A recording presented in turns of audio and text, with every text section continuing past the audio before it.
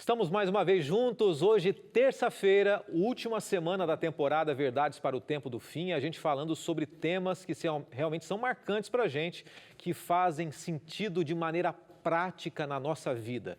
E o tema, como eu falei ontem, é um tema desafiador e polêmico também, falando sobre dízimos e ofertas. E a gente vai trabalhar esse tema hoje, finalizando o aspecto do dízimo, trazendo para você novas explicações aqui, para que você entenda que no fundo de muitas pretensões de pessoas que têm seus interesses particulares, existe uma verdade bíblica profunda que nós devemos aprender e Deus quer nos ensinar.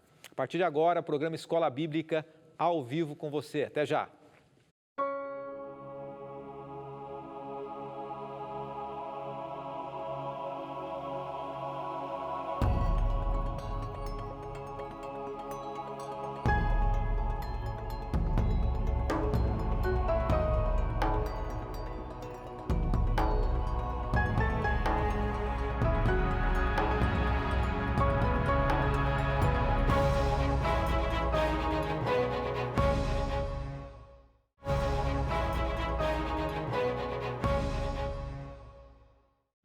Que bom ter você com a gente, começando mais um programa, mais um tema. O tema geral da semana é sempre o mesmo, mas a cada dia a gente aborda alguns aspectos do tema. E essa semana a gente está apresentando essa temática aqui para você, ó, bênçãos sem medida. Dízimo, oferta, entrega total a Deus, o nosso tempo, os nossos talentos, e a gente vai trabalhando aos poucos esse tema. Ontem nós começamos introduzindo, falando um pouquinho sobre o Deus que nos proporciona a possibilidade de conquistarmos, de trabalharmos, de vivermos, de respirar. Então, tudo que temos vem diretamente das mãos de Deus, porque Ele é quem nos abençoa para conquistarmos. E ao mesmo tempo, Deus é um Deus que nos abençoa com mais coisas, com a salvação, com a possibilidade da vida eterna. E como retribuição a tudo que Ele nos dá, nós podemos, com amor, considerar que nós fazemos algo por Ele. Mas não por Ele que tem tudo, tem todos os recursos, não, em favor do próprio ser humano. A gente vai entender um pouquinho mais sobre isso, tratando dos dízimos e ofertas também, tá bom? Eu quero agradecer a você que tem acompanhado a gente, lembrando que semana que vem a gente começa mais uma temporada, o Sábado da Criação. Eu estou com o material nas minhas mãos aqui, que é esse novo guia de estudos, tá bom? Você está vendo aqui. Peça para a gente, eu quero oferecer para você com muito carinho esse tema mais do que especial para que você esteja com a gente acompanhando aqui, para que você faça as suas anotações. O telefone para você pedir é esse que você está vendo na tela. Então, a partir de semana que vem, a gente já começa trabalhando com você aqui no programa Escola Bíblica. Combinado? Ok? Pega seu caderninho de anotações, você que tem, ou você que está assistindo pela primeira vez aqui, seja bem-vindo. O tema de hoje é um tema muito importante, tá bom? E sempre lembrando que não é só hoje. Nós começamos ontem, na segunda-feira, e vamos até a quinta, sempre de segunda a quinta, ao vivo, 8h30 da noite, tá bom? Oremos, busquemos a Deus e vamos pedir dele sabedoria para o tema de hoje. Senhor, tudo vem dos altos céus, tudo vem das tuas mãos, nós reconhecemos isso. E precisamos agora também do conhecimento que vem dos altos céus, para que entendamos um pouco mais acerca daquilo que o Senhor espera que nós aprendamos. Nós queremos nos colocar em tuas mãos e entender um pouco mais sobre a tua palavra, por isso nós oramos em nome de Cristo Jesus. Amém. Antes de eu começar com uma ilustração para você, eu quero apresentar um ponto que nós basicamente fechamos o tema de ontem. Nós falamos que na época do antigo Israel, quando o dízimo era devolvido através de mantimento, através das plantações, uma porcentagem das plantações, Deus fez uma promessa para o seu povo. E a promessa é a seguinte: podem me provar, pode ter certeza de uma coisa, se vocês forem fiéis a mim, eu vou cuidar de vocês e não vou permitir que o devorador, que os insetos comam a plantação de vocês. Eu cuido de vocês. E a gente pode ver isso em Mateus 7,15. No entanto, outras pessoas vão para outro extremo, dizendo o seguinte: olha, isso era só no Antigo Testamento, era só para os sacerdotes. No Novo Testamento, não tem mais necessidade de dízimos, de ofertas, e esqueçam isso. Se você ler 2 Timóteo, eu não vou apresentar aqui, tá? Nós vamos direto para uma ilustração daqui a pouquinho para você, mas se você ler com calma depois 2 Timóteo, capítulo 3, verso 16, você pode ler também Lucas 24, 27 e 44, capítulo 24, versículo 27 e versículo 44. Diz que Deus nos dá tudo, mas Ele não pede tudo. Ele pede que nós devolvamos apenas a 10ª parte, ou dízimo. Por isso, a própria palavra dízimo, a gente não vai entrar em detalhes, mas a própria palavra dízimo, ela significa 10%. E Ele nos proporciona o privilégio de termos ainda 90% do que nós conquistamos com a graça dEle. Isso é o mais incrível. Ele nos promete bênçãos, Ele cuida de nós. O nosso Senhor abre as portas do céu, Ele faz chover bênçãos sobre aquele que é fiel a Ele. Eu até dei uma ilustração aqui, para quem acompanhou ontem, de um pai que faz questão de dar o melhor para aquele filho que é obediente. O pai abençoa todos os filhos, cuida de todos, mas aquele filho que é obediente por amor, o pai faz questão de dar o melhor para ele também. Eu quero começar com uma ilustração para você. E a ilustração é desse homem aqui. Guilherme era um jovem que passava por muitas dificuldades. Guilherme ou William, de acordo com a tradução do português, o inglês. Ele nasceu em Kent, na Inglaterra, em 1783. Com 16 anos, levando tudo que ele tinha embrulhado em uma toalha, imagina, não tinha nada.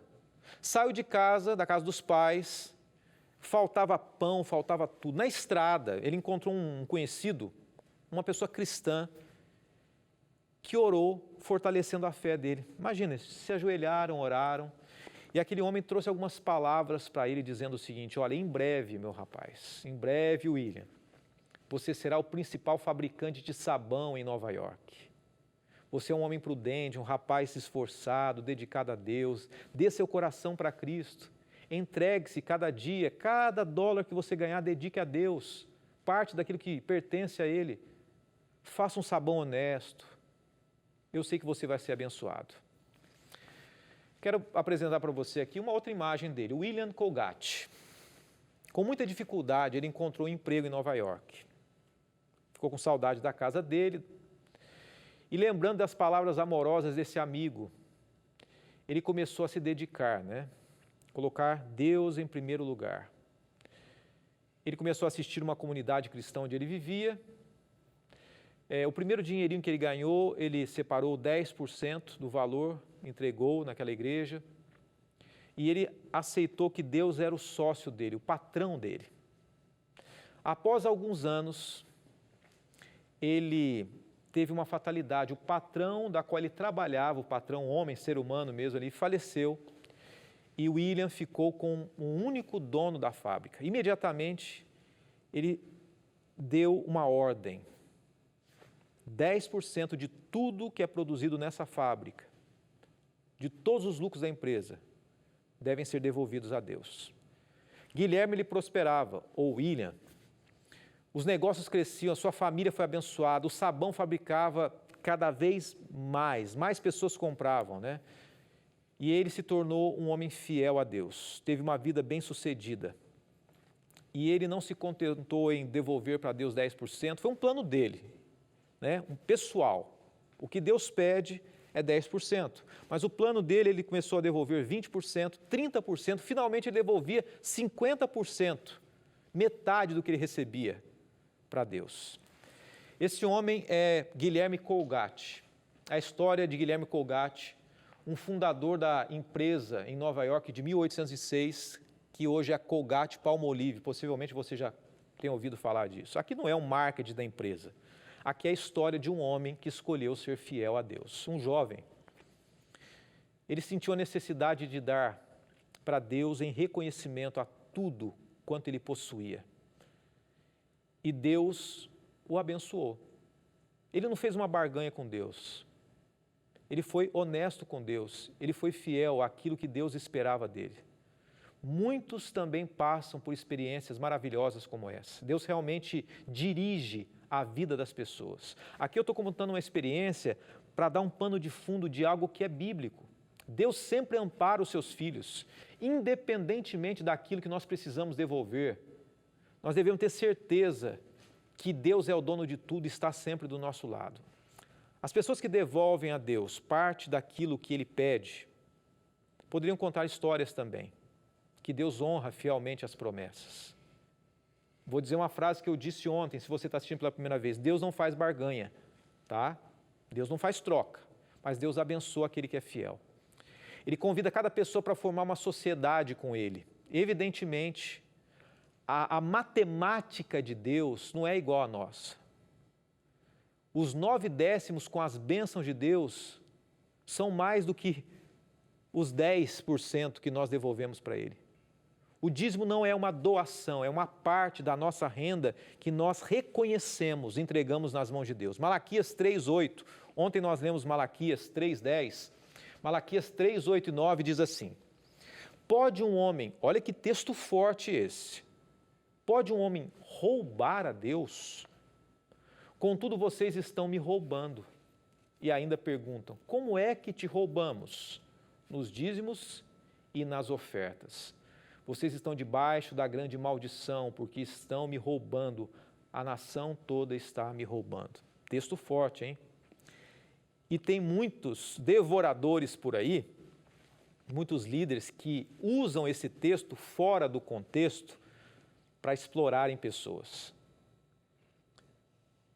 Mas o que esse texto está dizendo é que o seguinte: o que a gente tem que fazer com o dízimo de fato? Alguns creem que tem que ser dado aos pobres, que tem que ser dado a uma instituição de caridade, mas esse não é o plano de Deus. A palavra de Deus é clara: tragam o dízimo todo ao depósito do templo, né? Tragam todos os dízimos à casa do tesouro. Se a gente lê Malaquias 3, o capítulo 3, os demais versos vai explicando um pouco sobre isso. O nosso compromisso é levar o dízimo à igreja. A nossa responsabilidade é fazer a nossa parte e a igreja vai distribuir sabiamente. Deixa eu dizer uma coisa para você aqui, talvez eu fosse dizer mais à frente isso. Procure denominações que sejam de fato da sua confiança. A sua parte é fazer a devolução a Deus do que Ele deu. A gente vai entender agora por que é necessário o dízimo. Se Deus é dono de tudo, se Deus não precisa de dinheiro, para quê? A gente vai entender. Mas também não faça isso de maneira displicente. Eu tenho que dar, vou dar em qualquer lugar. Não. É óbvio que existem lugares e lugares.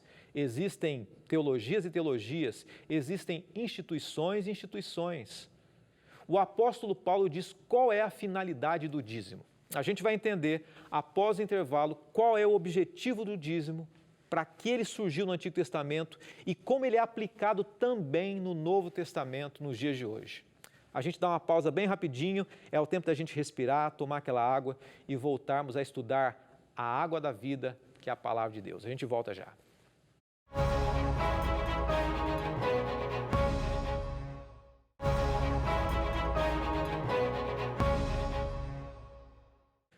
De volta com o programa Escola Bíblica, hoje terça-feira, a gente estudando um pouquinho mais sobre um tema que traz muita controvérsia acerca dos dízimos. Um abraço para você que está acompanhando a gente, para o Alisson Cortez, para o Adriano também acompanhando a gente aqui, não diz de onde é. Eu estou lendo o nome no Instagram, mas não tem a cidade das pessoas. Se você quiser escrever para a gente, diga de onde você é, a sua cidade também. Um abraço para a Patrícia também, ela diz, Patrícia Costureira, o Adriano da Loja, a Vanessinha, Silmara Carvalho Pimentel, também a Danila Dias, a Edileuza Granzotto e tantas outras pessoas que têm acompanhado esse tema aqui, tá? 1 Coríntios 9,14 é o texto que a gente volta nesse bloco trazendo para você. Da mesma forma, o Senhor ordenou aquele que prega do Evangelho ou aqueles que pregam do Evangelho que vivam do Evangelho. Esse texto, ele começa trazendo uma resposta para uma pergunta que nós terminamos o bloco anterior. Para que serve o dízimo? O dízimo serve para quê? Por que Deus pediu? E no Novo Testamento, Paulo reforça isso. O Senhor ordenou que aqueles que pregam no Evangelho que vivam do Evangelho. É a manutenção da pregação do Evangelho. Afinal de contas, Deus não precisa do nosso dinheiro, mas Ele conta com o nosso dinheiro. Ele precisa? Não. Ele precisa de mim? Não precisa, mas ele conta comigo. Se eu não quiser fazer a minha parte, Deus vai contar com outra pessoa. E assim também são os nossos recursos. Deus, ele vai pregar de qualquer maneira, mas ele conta conosco, ele trabalha em nós, ele trabalha através dos dízimos o nosso egoísmo, mas ele também usa recursos para a pregação do evangelho. E Paulo diz o seguinte: no Novo Testamento, a aplicação do dízimo é justamente o sustento que era dos sacerdotes do Antigo Testamento, o sustento também no ministério evangélico do Novo Testamento. Vou dar um exemplo para você. Como igreja adventista, cada denominação tem a sua realidade. Eu, como pastor da igreja adventista, eu sou mantido pelos dízimos. Então, o ministro, ele não deve depender de coleta, de bazar beneficente, de um emprego ou outro qualquer. E aqui eu respeito todas as denominações, mas não dá para um pastor fazer duas coisas ao mesmo tempo. Ele precisa atender alguém, imagine comigo, ele tem a responsabilidade de ser um pastor, de cuidar das ovelhas, mas ele não vai poder atender aquela ovelha porque ele tem uma reunião no trabalho dele, que ele trabalha não sei aonde, ou porque ele tem uma oficina não sei do que ele está arrumando o carro não sei de quem, e não dá para ele atender a pessoa, por quê? Porque ele tem um trabalho que o mantém. Então, Paulo está dizendo o seguinte: aquele que vive do evangelho 24 horas, aquele que deve atender as pessoas, deve ter a disponibilidade, ele tem que ser mantido pela própria estrutura, para que isso seja possível. Eu falei, avalie a seriedade da igreja. Existem dois estilos de igreja, eu quero abrir um parênteses aqui, como uma lição para nós. Existem as igrejas congregacionais e as igrejas denominacionais. Eu estou falando num contexto mais evangélico aqui, tá? Que se aplica também à igreja adventista, batista, Assembleia de Deus, congregação, universal, congregacionais e denominacionais. Denominacional é aquela que existe uma estrutura por detrás que mantém todas as igrejas físicas em cima de uma organização única em qualquer lugar do mundo. As congregacionais são aquelas igrejas independentes, que tem uma igreja que é independente aqui, outra igreja independente. A igreja adventista, exemplo, ela é denominacional, existe uma estrutura por detrás que distribui os dízimos igualitariamente. Não é porque eu estou na Novo Tempo que eu ganho mais do que um pastor que cuida de uma igreja. Não é porque o pastor é um administrador que ele ganha mais do que... Todos recebem para se manter. Existem muitas coisas por aí que devem ser questionadas em muitos lugares, né? Pessoas que querem ter grandes igrejas por aí para ganharem grandes dízimos. Mas a palavra de Deus é clara. Isso não anula o fato de Deus usar e pedir de nós uma resposta ao que Ele fez por nós, através dos dízimos. Existe gente boa e gente ruim em todos os lugares, mas uma coisa a gente tem que fazer a nossa parte, que é o que Deus pediu. Concorda comigo? O dízimo é trazido para a tesouraria da igreja, ele tem que ser repassado para o sustento dos pastores igualmente, seja a igreja grande, seja pequena, sejam com muitos membros, poucos membros. Deus sabe exatamente como Ele sustenta a obra dEle, a igreja dEle, o povo dEle. Tem uma ilustração que eu gosto muito que diz o seguinte: um homem, ele estava estudando a Bíblia com os amigos e eles ficaram surpreendidos com o entusiasmo dele, né? E ele fez a seguinte pergunta: olha, peraí, se eu me envolver com essa igreja aí que vocês estão falando, eu estou entusiasmado aqui, estou gostando, mas vocês vão tirar 10% do meu salário? Essa igreja vai tirar 10% do que eu ganho? Essa denúncia dele, essa forma dele dizer, pareceu bem grave, né? E ele foi para o pastor para saber: ó, pastor, eu estava estudando ali, quer dizer então que vocês vão tirar 10% do que eu ganho? E o pastor deu uma resposta bem interessante, né? Ele disse assim: olha, na verdade, foi uma linguagem do pastor, né? Apenas uma ilustração. Ele falou assim: é verdade, a igreja vai tirar de você, claro que não é necessariamente tirar, né? É uma devolução, mas vai tirar de você 10% da sua renda, mas isso não é tudo não, é mais do que isso. Você vai ser convidado a doar suas ofertas, além do dízimo. Você tem filhos? Você vai ser convidado a colocar os seus filhos num dos colégios cristãos que tem o seu preço também. Você pode até conseguir uma bolsa, mas tem o seu preço. A igreja vai incentivar você a enfrentar uma dificuldade, que é muitas vezes permitir com que os seus filhos sirvam como missionários na África ou em qualquer país do mundo, e aí todo o investimento que você fez seja revertido para a pregação do Evangelho, e talvez você nunca volte a vê-los, ou poucas vezes. Deus não pede apenas 10%, Ele pede tudo que a gente tem. Foram as palavras daquele pastor. É claro que é uma ilustração, mas mostra o seguinte, que Deus espera o nosso coração, a nossa vida. E se a gente tem dificuldade de doar aquilo que Ele pediu, que pertence a Ele, nós estamos, como diz o texto, roubando a Deus. Mais diante do que Ele tem feito por nós, mais do que Ele tem feito por nossa vida, custou o Calvário. Será que é pedir demais? Deus, Ele deseja fazer parte da nossa vida por completo. E Ele estende um convite para nós, para a gente fazer uma sociedade com Deus, para nós devolvermos para Deus o que pertence a Ele. Pergunte a qualquer pessoa fiel a Deus, como é que Deus tem cumprido a promessa dEle. Você vai ter uma surpresa. Abraão estava bem seguro de que quem enriquecia era o Senhor. E aqui o enriquecimento nem sempre é literalmente dinheiro, não é isso. Mas o cuidado de Deus, a providência de Deus, o amparo de Deus, a direção de Deus, a condução na vida. Quando a gente vai e volta à história de Abraão, a gente vê que ele estava persuadido, ele tinha certeza que a segurança, seja financeira em qualquer área da vida dele, era fruto da fidelidade dele a Deus, porque Deus, antes mesmo que ele fosse fiel, Deus já havia concedido a ele o melhor. Olha o que diz Gênesis 14, versos 21 a 23. O rei de Sodoma disse a Abraão, dê-me as pessoas e pode ficar com os bens. Mas Abraão respondeu ao rei de Sodoma, de mãos levantadas ao Senhor Deus Altíssimo, Criador dos céus e da terra, juro que não aceitarei nada do que lhe pertence, nem mesmo um cordão ou uma correia da sandália, para que você jamais venha dizer, eu enriqueci Abraão. Não preciso do seu dinheiro, não preciso de nada, porque Deus é quem cuida de mim. Jacó, antes da lei cerimonial e judicial de Israel, porque em Israel existiam as leis, várias leis de saúde, cerimonial, judicial, ele praticava já por Abraão, em reconhecimento ao que Deus fazia. Então, o reconhecimento que algo pertence a Deus não surgiu no meio do povo de Israel desde o início.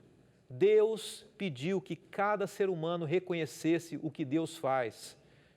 As vestimentas, o nosso coração, a nossa vida pertence a Deus.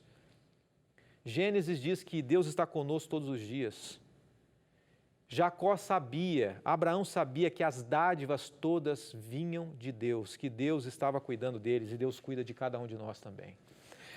Eu quero mencionar para você algumas palavras que nós encontramos nesse verso que nós lemos aqui de Gênesis. A certeza de que Deus ia com Abraão, a presença dele, a proteção, o pão, a provisão, a paz. Ele adorava declaradamente o Senhor e demonstrava isso. Quando nós reconhecemos tudo que Deus nos dá, cada detalhe, nós adoramos a Deus, nós devolvemos a Deus e nós reconhecemos o que Ele fez por nós. Existe muito mais a trabalharmos sobre esse tema.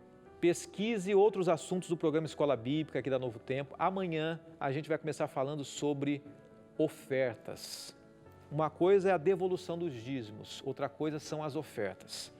Que Deus te abençoe, que Deus continue clareando a sua mente sobre esse tema tão importante, te dando sabedoria para separar aqueles que se aproveitam desse tema e separar aquilo que Deus pede e é a nossa responsabilidade com Deus. Nós vamos colocar mais uma vez nossa vida nas mãos de Deus agora e que Deus continue abençoando você por sua fidelidade a Ele. Pai bondoso, Deus de amor, é um tema que mexe com muitas pessoas, mexe conosco porque mexe com o nosso bolso, com o nosso reconhecimento de que precisamos de muitas coisas, mas nós queremos te agradecer porque tudo vem dos altos céus. continue nos abençoando e nos dirigindo. Oramos em nome de Jesus. Amém.